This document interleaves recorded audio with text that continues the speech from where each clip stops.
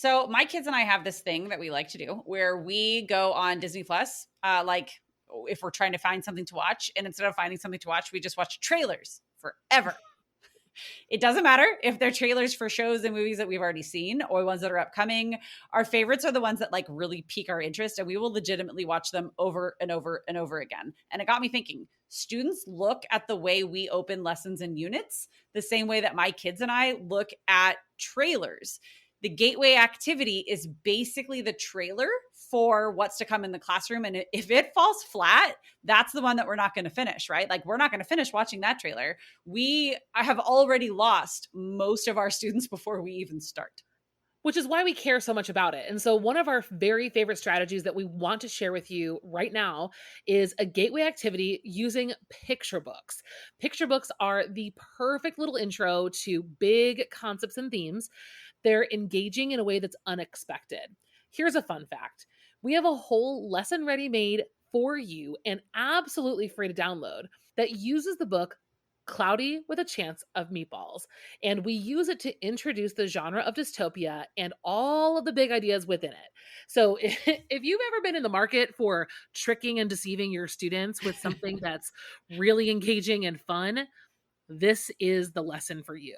Every single time we use Cloudy with a Chance of Meatballs in the classroom, students are walking away intrigued. They're talking to each other. They're talking out the door about what happened in class. I mean, dreams really do come true. And they're thinking about what's coming the next day. All of these signs of a very successful gateway lesson. And did we mention that the whole lesson is free? You can go and download it right now and come back to it whenever you are ready. Head to the show notes for this episode or go to shop.bravenewteaching.com/cloudy to download this lesson today. We can't wait to see how it works in your classroom. This episode is brought to you by Curriculum Rehab by us, the team here at Brave New Teaching. It is the first and only teacher PD of its kind, a course to help teachers like you by guiding you through creating your own personal framework for curriculum. You make it work for you, your students, and your unique situation because nobody else knows what the kiddos in your classroom need the way that you do. Curriculum Rehab takes all of the resources available to you, all of the lessons, the assessments, the activities, all of the texts, everything that could possibly be there for you, and it helps you organize what you actually need in order to attain your teaching objectives. These are the strategies that Amanda and myself have used in our own classrooms, have developed over very long years of teaching and figuring things out, combined together to create this framework and these strategies that we can guide you through. This course will give you the tools you need for a complete curriculum overhaul or to start from scratch. Wherever you are on that continuum, it does it all for you and with you on your timeline. So start today, do a little bit more in a couple of months, and then pick it up next summer. It's Teacher PD the way it should be on your own time. Head to curriculumrehab.com/course for more information, or just head to the show notes for this episode. We cannot wait to see you there. It's finally time to take control of what goes on in your own classroom and create the curriculum of your dreams. All right, let's get back into the show. Well, hello and welcome back to Brave New Teaching. Hey everyone, it is Amanda, and I am here to kick off our first team meeting of the brand new 2026 calendar year. Hi and welcome. It's so good to be here with you. It's been a little while since I've been on air with all of you here, and I am just so excited to get into today's team meeting. So I hope that you are set to go. We're going to sit down, we're going to chat, we're going to plan, we're going to dream, we're going to get ourselves kind of getting our heads wrapped around a few things moving forward. In today's episode / team meeting, as we are calling it, we're going to look at a couple of New Year trends that have been floating around that I want to share my take on and maybe some considerations for you all to think on. And we're going to piggyback off of Marie's kind of like big bomb drop that she shared just before the year turned over. And she was thinking a lot about how the way we teach is just going to go through one of its biggest evolutions of all time, and that we just need to prepare ourselves to be a little bit uncomfortable in that for the near future. So I have some thoughts about Marie's thoughts, and I think that we can continue this conversation together with some time that has passed since that meeting and walking into this month of January kind of all over the place. I know some of you all today are sitting down finally ending the semester because you ended after break. Some of you have just barely scraped by the first few days of beginning a brand new course or a entirely brand new semester. So I know we're all in different places, but this idea about the world changing and the way we teach and kids being different, that is always on our mind. So I'm going to give you my 2 cents, and we're going to get into that in just a little bit. So let's go ahead and cue the music. You're listening to Brave New Teaching, and we are so much more than a podcast. We give teachers the inspiration, support, and tools to challenge the status quo. I'm Amanda, and I'm a former English teacher from Illinois. And I'm Marie, and I'm a high school teacher from Southern California. Join us after the show and happy hour to extend your BNT experience with instant access to our resources, workshops, and courses. Visit shop.bravenewteaching.com/happy hour to join us today. We're so glad you're here. Enjoy the show. So it has been a minute since we've checked in, and as much as I would love to dedicate an entire team meeting to updates from the library, I don't think that's where we're going to start this year. Maybe eventually we'll get into that together if you're interested. But for those of you who are scratching your head like, wait, what's going on? At the start of the school year, I did take on a new position. I have been now for a full semester, been at the elementary school level as our school librarian. And I kind of took this job spontaneously. As if you've been listening to the podcast for a little while, you know that I am both like, I contain multitudes, right? Like this is for sure. And as kind of focused and steady as I can be, I am also highly spontaneous and a little bit crazy sometimes. I love to try new things. I am not, I don't know, as much as I can say, like, don't reinvent the wheel and like stick to your plan. I have a lot of those tendencies in certain areas of my life, right? Like templating out our lessons and like backwards planning an entire calendar school year. I can stick to that plan for a whole year. But then there are other areas of my life where I am just whimsical. And so this job opportunity came up and I said, let's do it.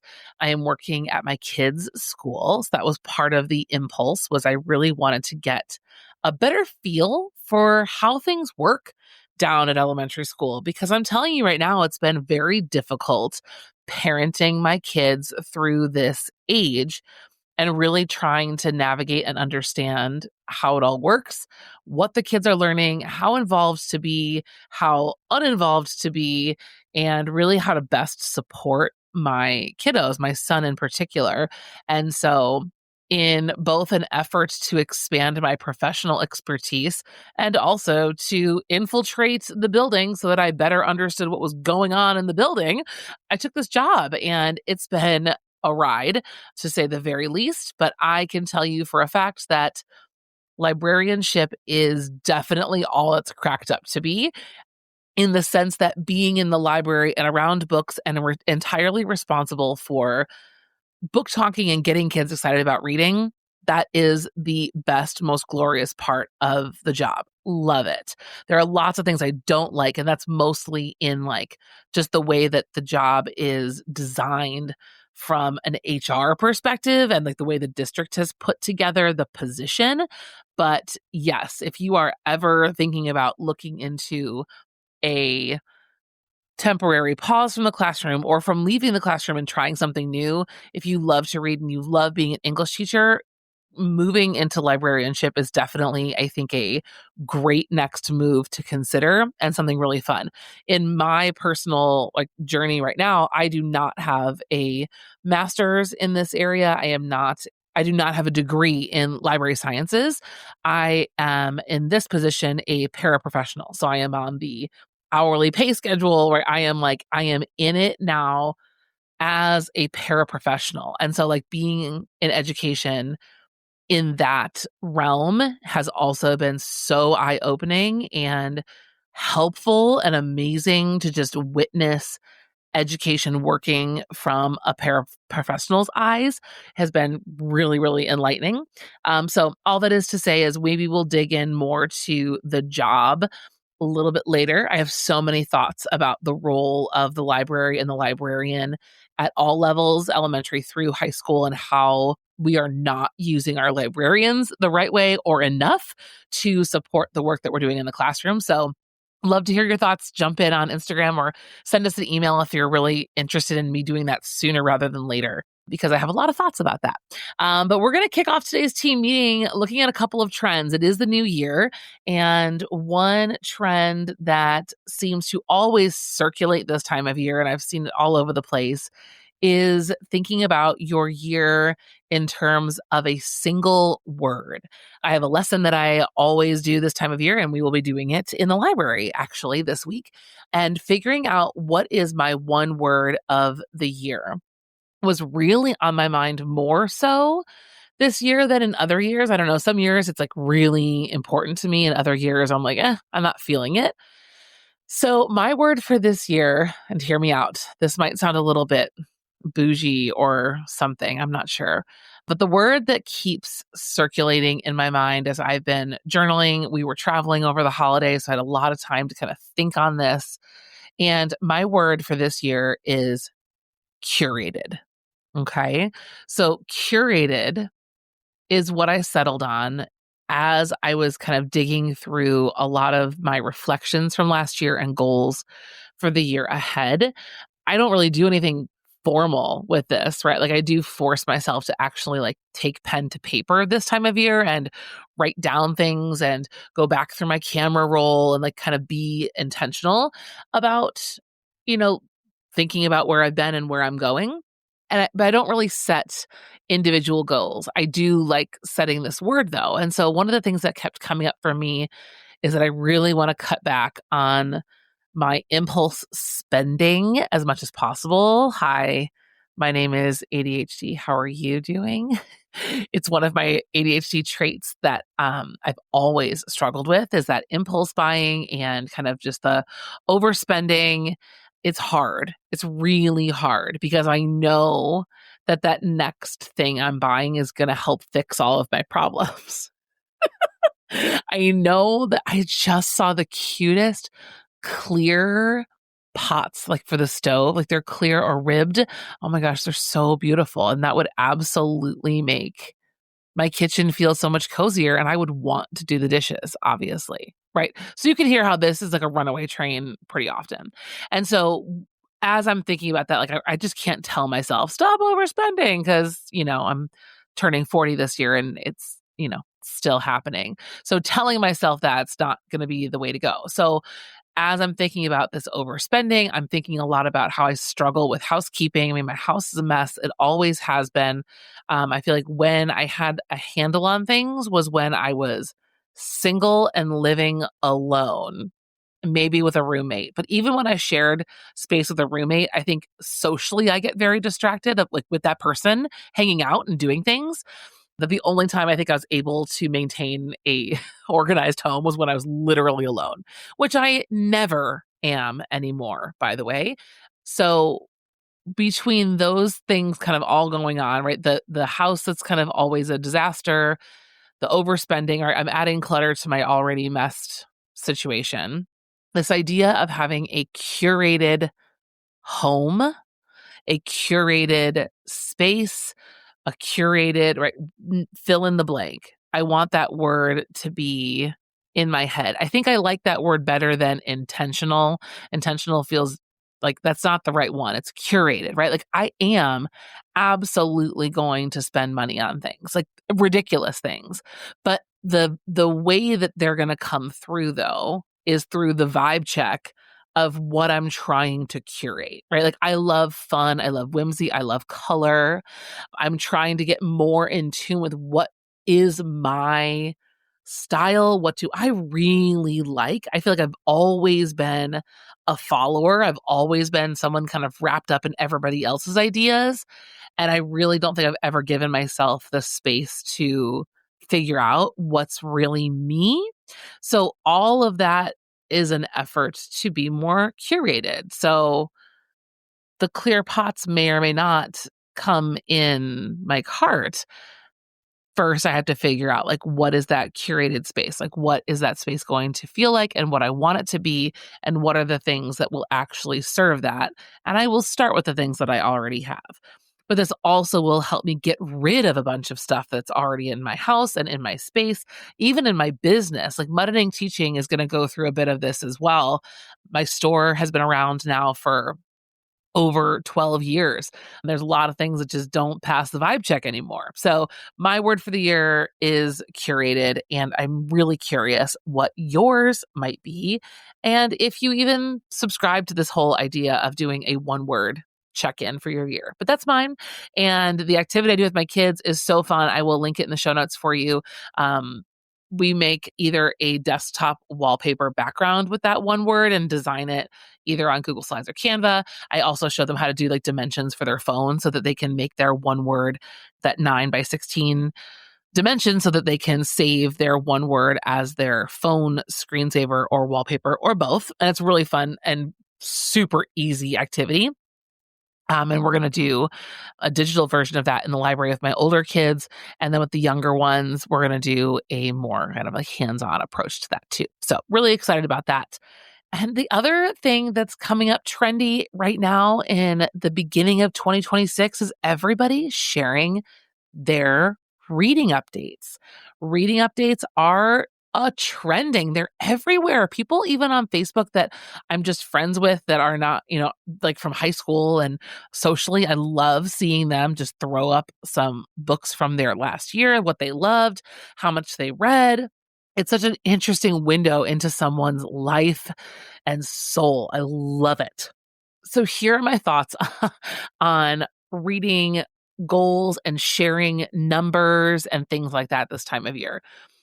If you have listened to this podcast since the beginning, you could probably quote me a couple of years ago, maybe probably 3 years ago now, or right around this time of year, December, January, saying, it is so obnoxious when people set these massive, high, ridiculous book reading goals.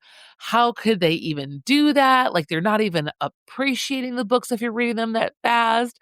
How can you even have a life if you're reading that much? Like, oh my gosh, I had everything to say about that. And I just didn't get it. And I'm like, oh my gosh, Amanda, can you hear yourself now? I think what's so interesting now that I've kind of fully pendulum swung to the other side is just seeing that reading to me never used to actually be a hobby. And that was such a light bulb moment when I thought about teaching.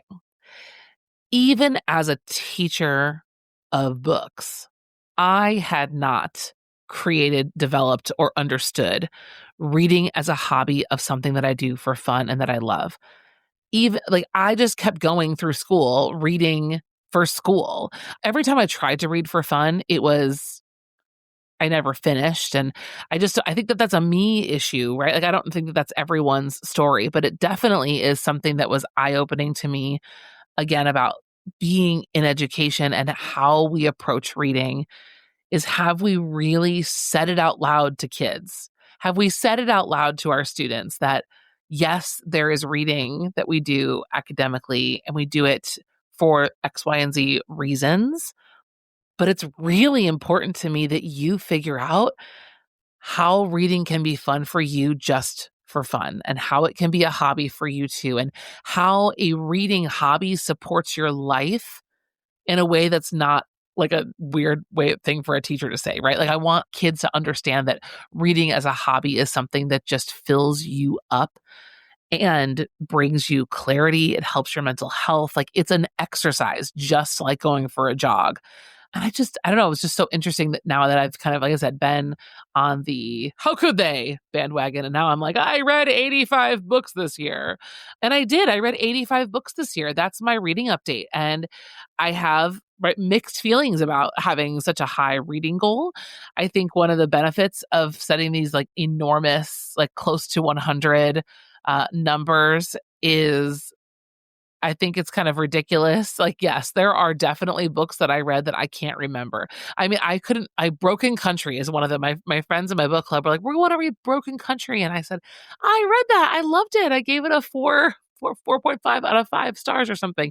But I couldn't for the life of me remember the plot. Like it was just totally evading me.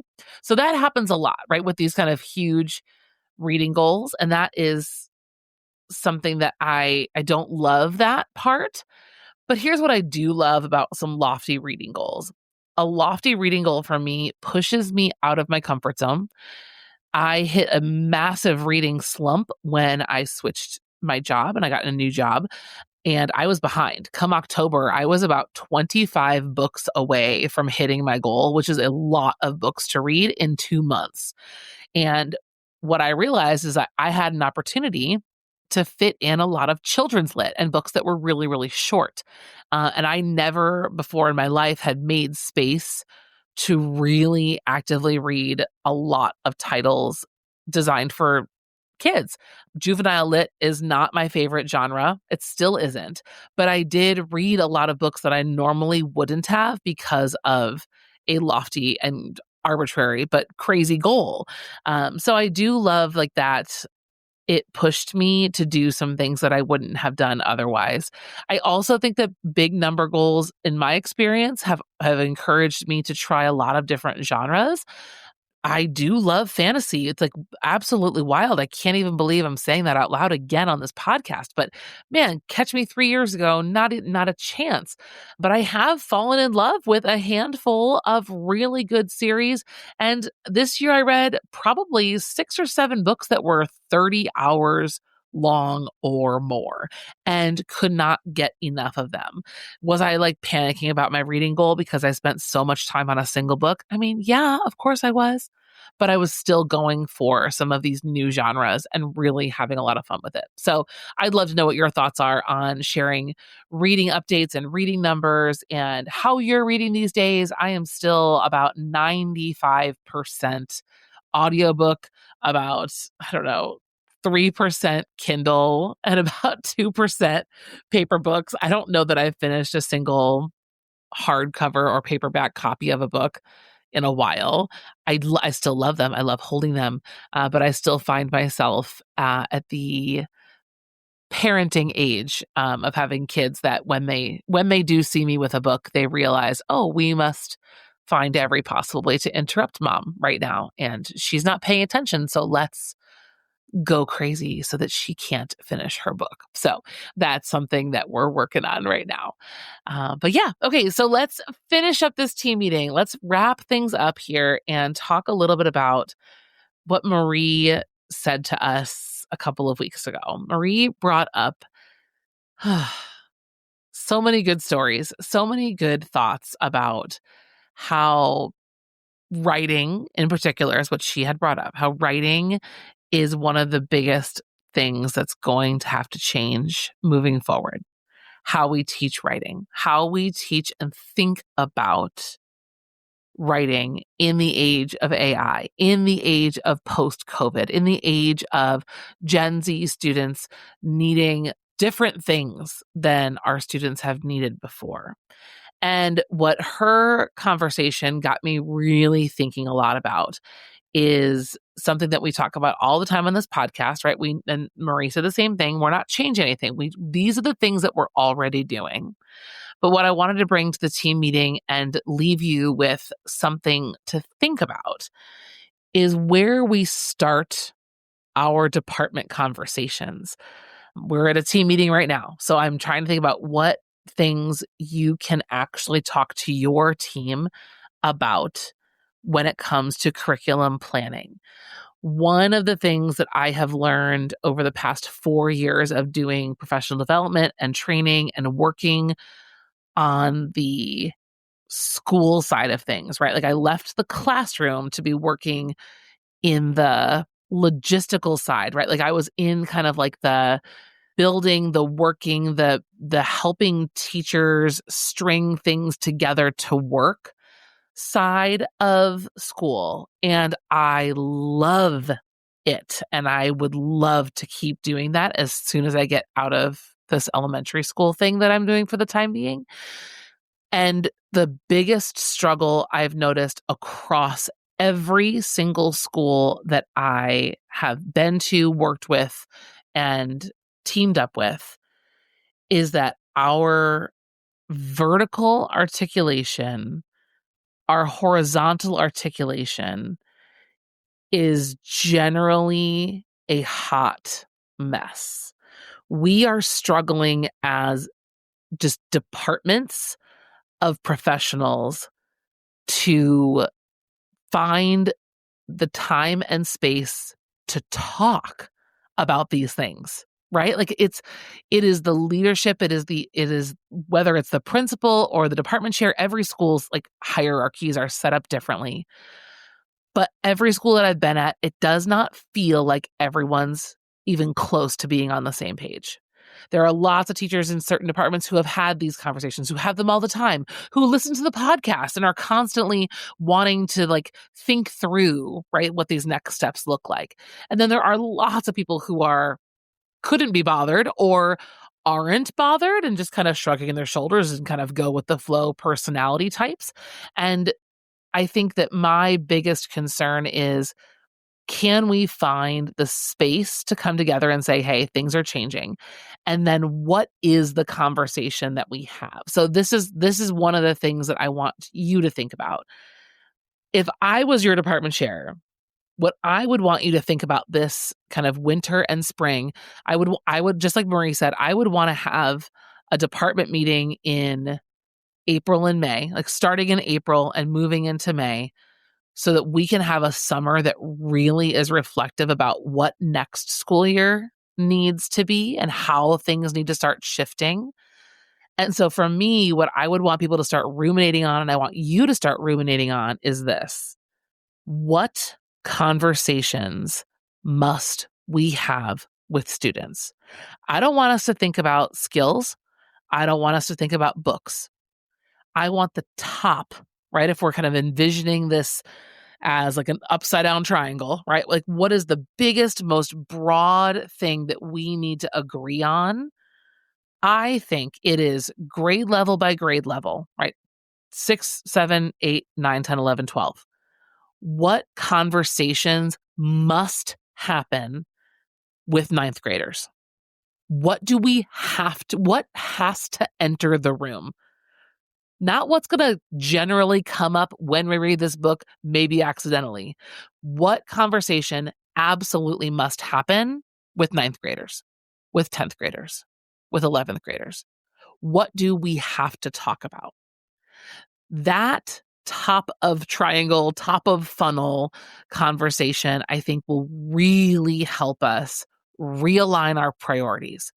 Because if we decide, okay, 11th and 12th graders must talk about the effects of climate change and how, right, this is all going to impact us in the future. Because when we decide that, for example, I then want to take that major conversation and say, oh, so what does this look like in the curriculum? What units already exist that support this conversation?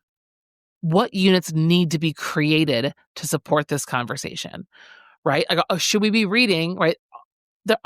Station 11, right, comes out of my mind right away, right? Station 11 is a great novel-based, fiction-based way of addressing a conversation about climate change and the future and things like this, right? This is very, very relevant to our students post-pandemic, living through the world as it is right now with the amount of natural disasters we've experienced, right? Like, I want us to have like the conversation and the ideas first, and then ask ourselves if our units are already supporting these conversations or if we need to make them.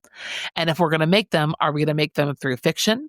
Are we going to make them through research, writing, argumentation? Are we going to make them through, right? How are they going to come to our kids?